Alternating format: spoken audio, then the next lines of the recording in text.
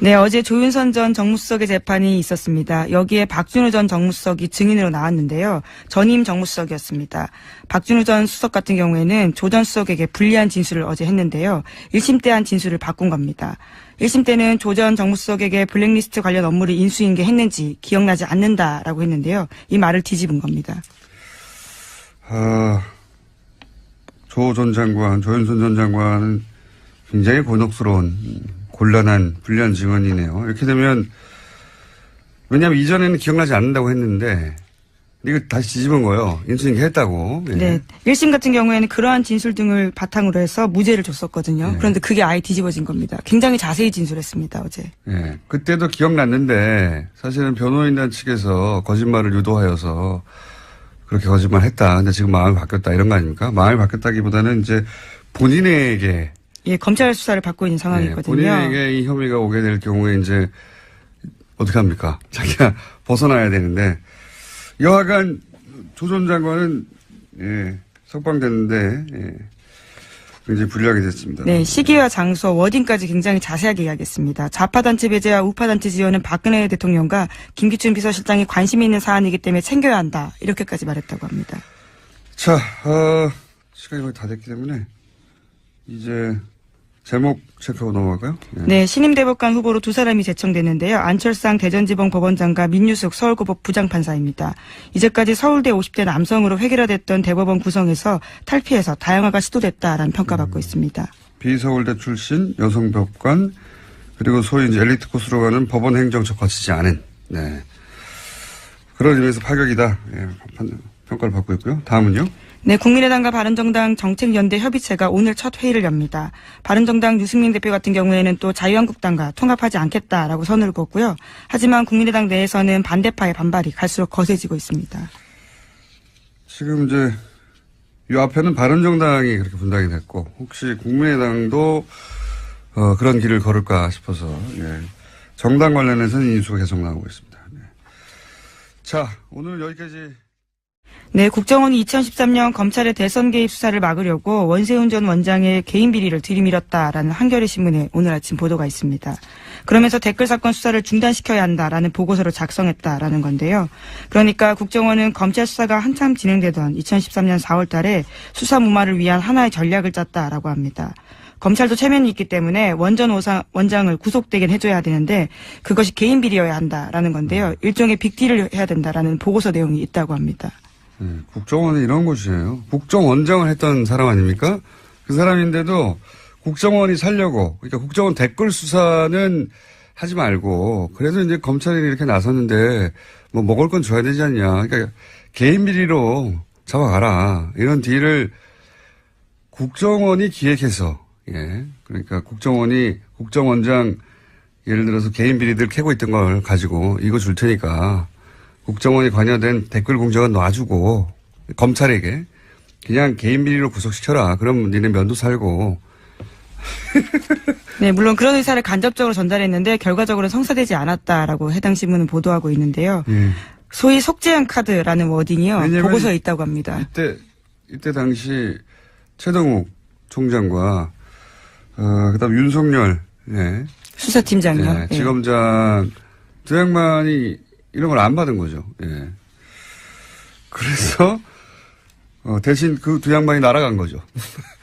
근데 국정원은 국정원장이었던 사람도 이렇게 써먹는 거죠. 쓰고 버리는 카드로.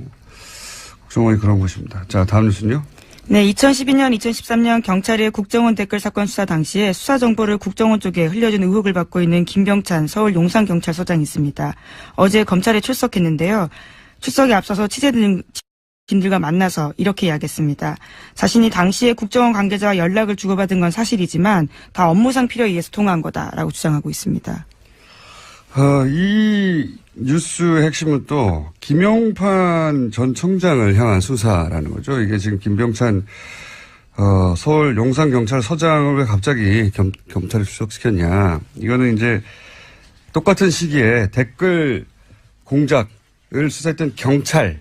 네, 서울청 수사 2계장이었습니다. 당시에요. 경찰의 그 당시 책임졌던 김용판 전 청장이 무죄로 풀려났잖아요. 관련해가지고. 근데 지금 나오고 있는 이제 관련 보도들을 보면 당시 청와대 새누리 국정 경찰이 한 몸통으로 커넥션을 이루어서 이 당시에 댓글 공작이 아무런 혐의가 없다라고 대선 직전에 발표한 것 사건. 경찰과 국정원의 정치 개입이죠. 명백한 대선 개입. 이 수사를 다시 하겠다는 의지죠. 거기서 그래서 지금 김병찬 서울 용산경찰서장이 출석해서 조사를 받는다. 타겟은 김용판 전 청장이다. 이렇게 보시면 되겠습니다. 김용판 전 청장 같은 경우에는 굉장히 유명한 저서가 있는데요. 우리가 모른다고 없는 것이 아니다라는 제목의 책이 있습니다. 자신의 치안 철학을 담았다라고 하는데요. 새삼스럽게 다시 그 책 제목이 생각나는 때입니다. 아, 그런 책이 있어요? 예, 굉장히 자신은 자랑스러워하는 책인데요. 치안 철학을 담았다라고 합니다. 본인의 운명을 예언한 책일 수도 있겠네요. 예. 근데 이제 김용판 전 청장을 타겟으로 한다는 건 결국 또 이명박 전 대통령을 타겟으로 한다고 볼 수도 있습니다. 예. 다음 뉴스는요? 네, 어제 검찰이 김태효 전 청와대 대외전략비서관 사무실 등을 압수수색했습니다. 이명박 정부 시절 군 댓글부대 관련 등의 혐의인데요.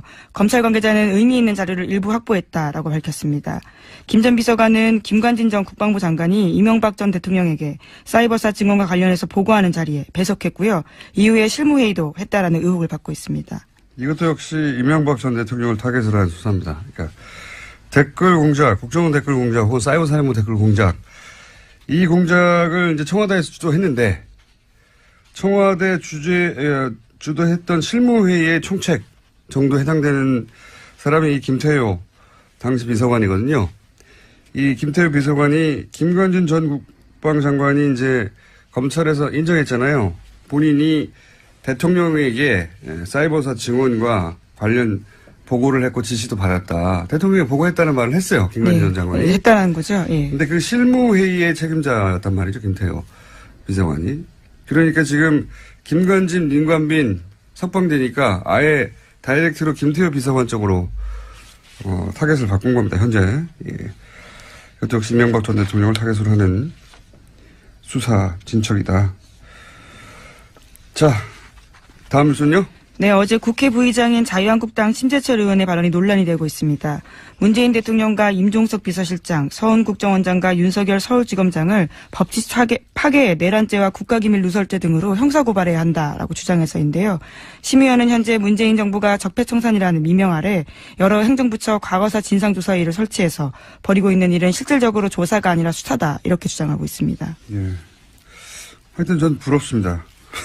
어제도 얘기했지만 뭐 아무 말이나 막 해도 되는 거 아닙니까? 예, 그렇습니다. 대통령과 비서실장과 국정원장 그리고 서울중앙지검장까지. 여기 항상 자유한국당이 검찰을 문제 삼을 때는 보통은 검찰총장을 문제 삼는데 자유한국당은 항상 윤석열 지검장을 타겟으로 해요. 예, 윤 지검장이 잘하고 있다는 얘기죠. 네, 내란죄까지 운운했습니다. 내란죄. 예. 그런 뉴스가 있습니다. 예. 좋겠습니다. 아무 말이나 맡겨도 되고. 자, 다음 뉴스는요. 네, 어제 조윤선 전 정무수석의 재판이 있었습니다. 여기에 박준우 전 정무수석이 증인으로 나왔는데요. 전임 정무수석이었습니다.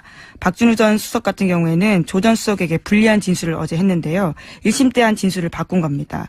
1심 때는 조 전 정무수석에게 블랙리스트 관련 업무를 인수인계했는지 기억나지 않는다라고 했는데요. 이 말을 뒤집은 겁니다.